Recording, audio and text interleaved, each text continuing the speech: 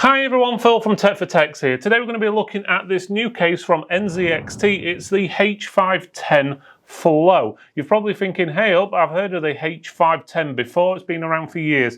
Yeah, there is a few different variations of it out there, but this is the new Flow model. And what makes it different is in the name, it's got extra flow, as in airflow, because it's got a perforated front which has got a mesh behind it which will allow it to suck more air in and keep your components extra cool, which makes them last longer and potentially perform better. And if you're into overclocking, you can also overclock better as well. So we've got links in the description just below if you're interested in purchasing. We've also got the latest prices down there as well, so make sure you click those links.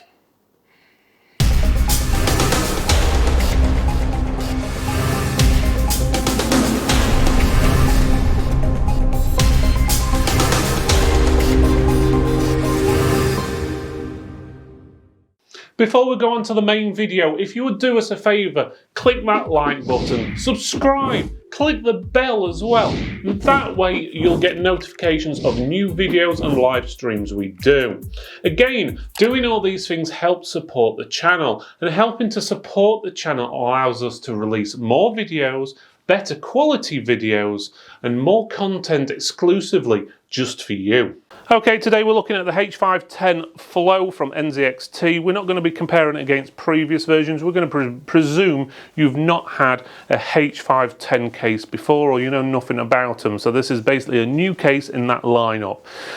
This case has basically got a perforated front on it, which is different than most of the other ones in the past. Gives it more airflow through the front, which obviously helps cool the machine down and makes everything inside last potentially longer. The cooler you keep electronics, basically the longer they last, and potentially better they perform as well, and potentially better overclocking if you do decide to go down that route.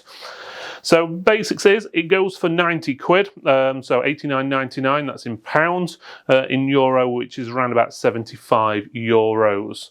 So it's on the same sort of price range as a Cooler Master H500. So you've got to compare which you'd prefer. Obviously something with the big RGB lights on, or something with more of a minimalistic design like this. So it's really up to you. You've got like two sides of the fence sort of thing.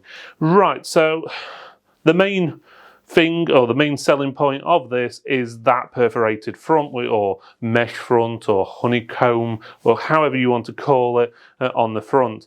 It's got some great features: iconic cable bar for uninterrupted tempered glass side panel. As you'll be able to see, it's glass side on there. It's got USB 3.1 Gen 2 compatible. It's also got USB Type-C connector on the front, or the top front as I call it. Cable routing kit with pre-installed channels and strips, which is good, and it's got a removable bracket design for radiators up to 280mm, and it takes a standard ATX format, so that should take your standard motherboards without an issue. So let's have a closer look.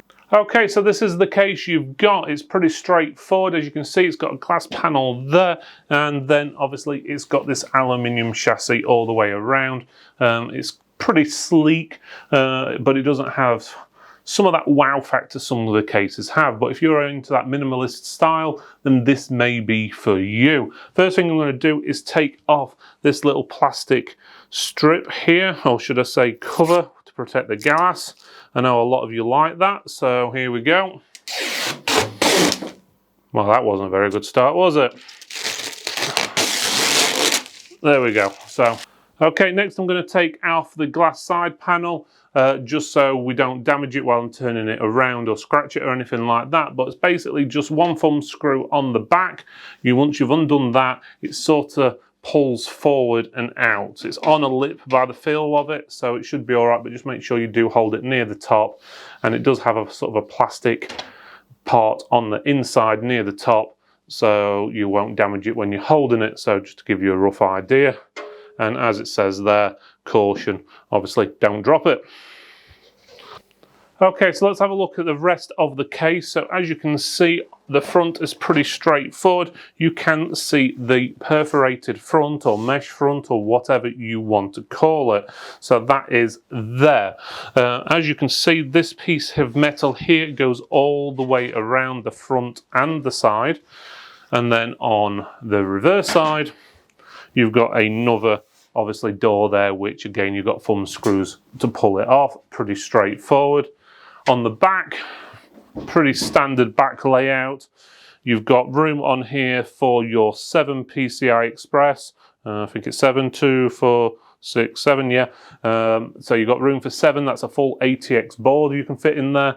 Obviously IO shield goes there for your motherboard. You've got a pre-installed fan on the back, looks like a 120, so 120mm fan. And then obviously your power supply goes in this section here, obviously from this side. But otherwise, that's pretty much from the sides. The top of the case, just to show you.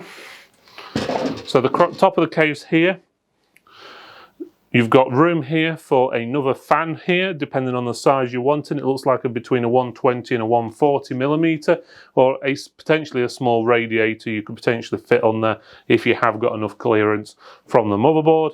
You've got an audio jack. It's a combined audio jack. That's microphone and earphone socket in one, a bit like you get on a smartphone. It's got a USB Type-C connection there as well. And you've also got a standard USB 3.1 Gen 2 and the power button there. There's no reset button on there. And as I said, it's only got one standard USB port. Personally, I'd preferred it to have 2 on there. It's very rare I'm not using more than 1 port on the front. So, but again, that's their design preference.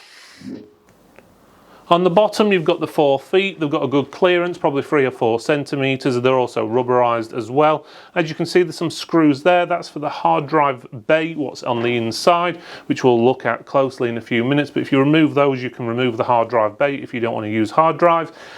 Also, it does allow you to slide it back and forth, so you can reposition it slightly within the case.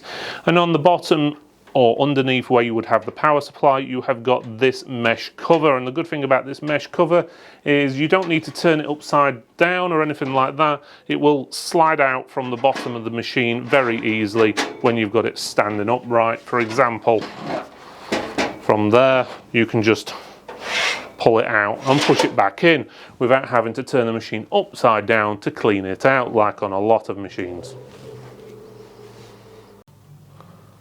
Okay, before we go any further, one thing I'd like to mention is, well, the plastics in here. When I saw all the plastics on this, my only thought was I bet Greta Thunberg's head spun around like Linda Blair in The Exorcist.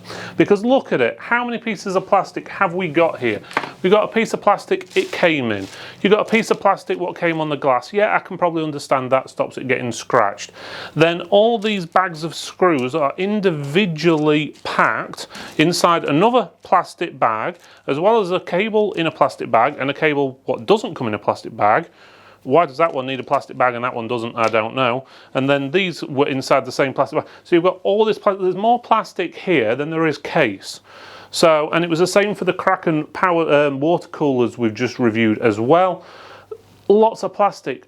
We're in nearly 2022. There's environmental things going off all around the world at the moment about wasting plastic, plastic killing dolphins and fish and polluting things. Yes, you may have recycle marks on them and stuff, but the problem is they're getting blown out to sea, going into landfill, and they're not getting recycled properly. Please come up with an alternative way to package these. You could have easily cut down all these screws, and that doesn't even need a bag. You could have cut all those screws down into one bag, maybe have one piece of plastic over there. It comes in a box, it ain't gonna get scratched while it's in the box, so why do you need extra plastic on top? So please, please do something about the plastic. That goes to all case manufacturers and products, not just NZXT. On top of that, we've got a huge manual. Again, the manual is bigger than the case. We don't need this. Please use QR codes. You've done it for your power supply, I think it was the C750, the bronze. You've managed to put a QR code in there for people to scan and it'll go straight to the manual. Why can't you do the same with a case? Saves all this. It's multilingual. You can update it very easily so people can see the latest manual whenever they want. They can zoom into areas on the phone, and you can even include video descriptions and show people how to do it, rather than including all this. Why it's needed. Don't get me wrong, the instructions are good, but is all this needed? Save the environment, people. Right, let's get on to the actual case review now. Okay, so you do have a little box inside, as I've said, which comes with all these screws in plastic bags. You've got some nice cable ties there. You've got an audio splitter, so if you did have a headset which has a separate microphone and headphone jack, you can plug that into the front of, obviously, the case or the top corner and plug in your microphone headphone into there. So that's pretty straightforward. And then we also have a front panel connector, just to get that out of yet another bag, which would then plug directly. You'd plug these bits here directly into your motherboard, and then you'd plug in the connector, front panel connector. Let me find it. Where is it?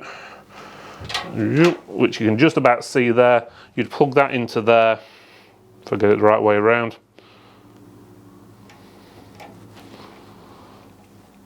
Like that. So it makes it easy, and then you can plug those into your motherboard. But again, do you actually need that, and why do we have a yellow stripe down it? It's an all black case, we don't want a yellow stripe, and I'll come more into that in a few seconds. Build quality looks very good.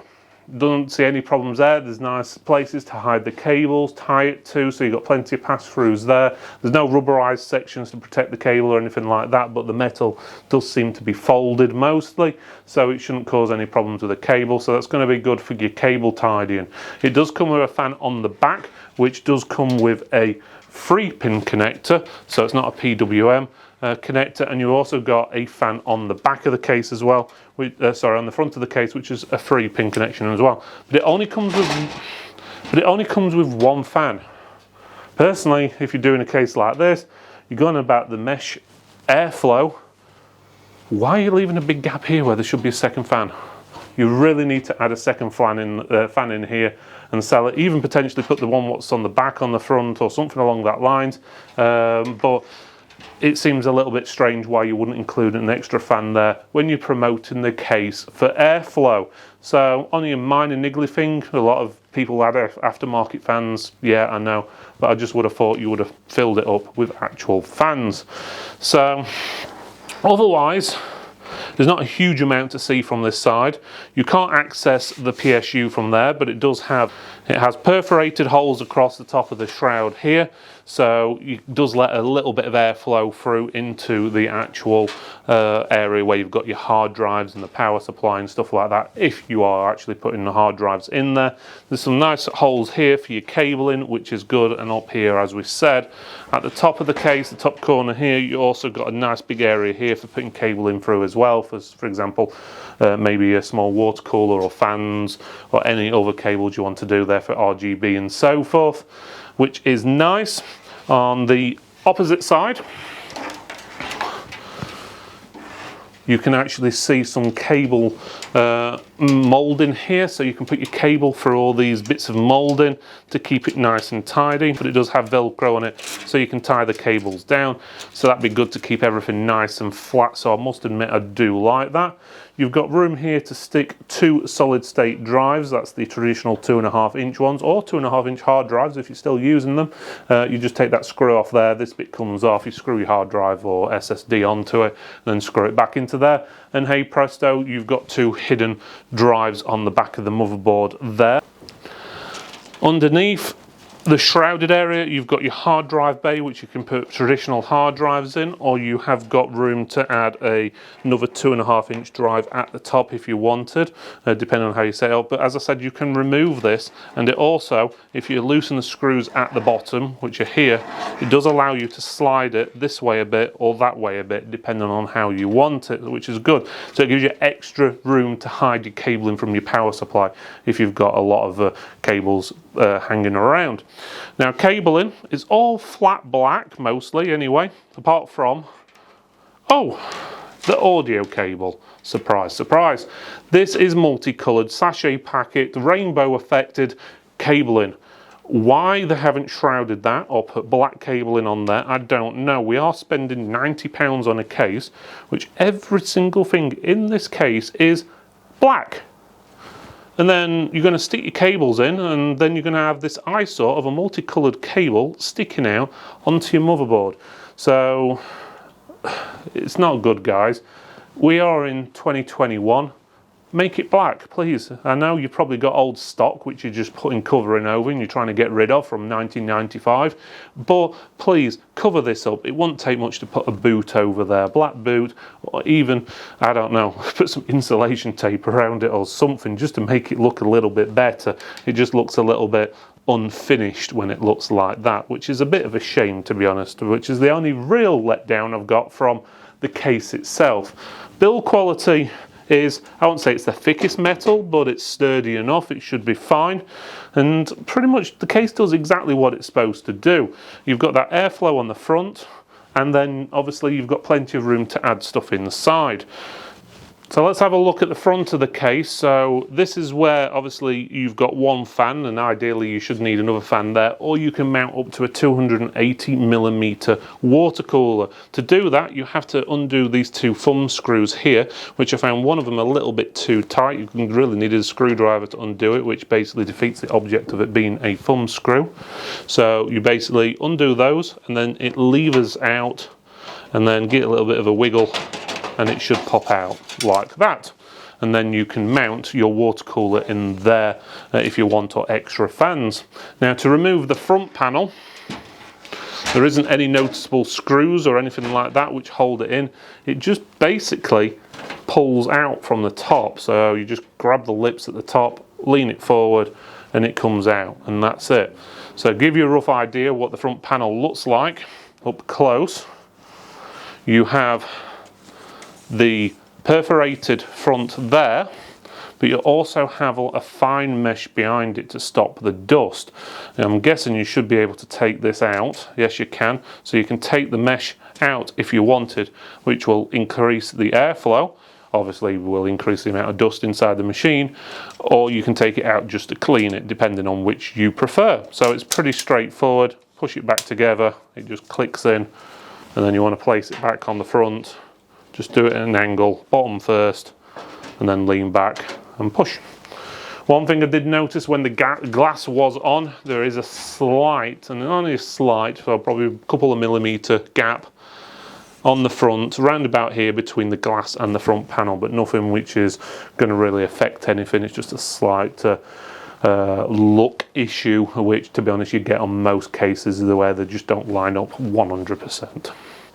Okay, so what we're going to do now is do a basic smoke test, just to basically see what the airflow is like on these. So basically is I hold some smoke towards it and see if it sucks it in, because they advertise it as a high airflow. Just bear in mind we have added a water cooler to this. It's a 120mm one, which is attached to the front, so that does suck air in, as well as the standard 120mm fan, which is in there as standard. So it'll be a little bit more than standard, but still, even if it was just a standard, just the one fan on the front, it should still be pretty good because you've got that mesh front on there. So let's have a look how well it does at sucking this smoke in. As you can see straight away, it's doing a pretty good job. Bear in mind is the actual fan is set on auto at the moment, and because the machine's not working very hard, it's only probably going to be working at about 30 to 40%. So that means that the fans are going quite slow. So when the machine needs to suck in more air, when it gets hotter, it will suck even more, obviously the smoke or air in, but it gives you a rough idea how good that is, because it's sucking everything in with ease. It's not missing any of that smoke at all. Thank you for watching this video, everyone. It's really appreciated you made it all the way to the end.